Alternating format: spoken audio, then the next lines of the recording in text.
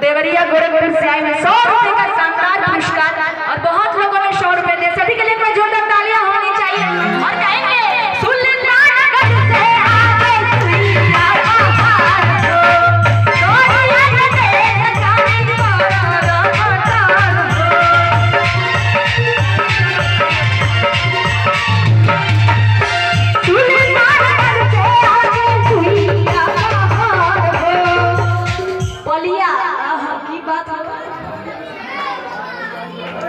गोरखपुर से क्या खदनी उनके तरफ से भी 100 रुपए का चलाता है। क्या बात, सभी के लिए जोरदार तालियां होनी चाहिए। बजाना हो था के लो चाची, देखो तालियां बजा दो। हाँ अब मिल के कहो कि सुल्तानगंज से आगे सुइया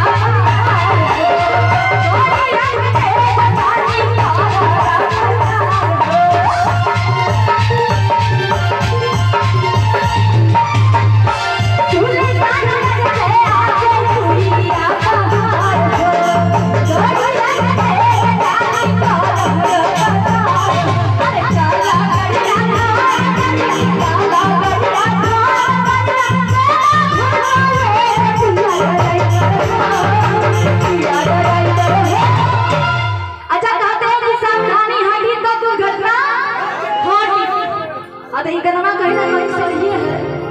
अगर स्पीड चलाएगा तो ठोक देगा, इसीलिए धीरे धीरे चला है ना, आराम से प्यार से बोलते मनाए कैसे।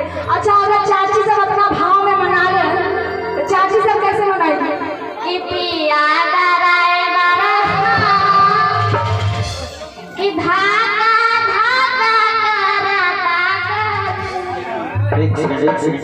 ये बोल बम के लिए जगह है। आप लोग क्या कर रहे हैं यहाँ पे?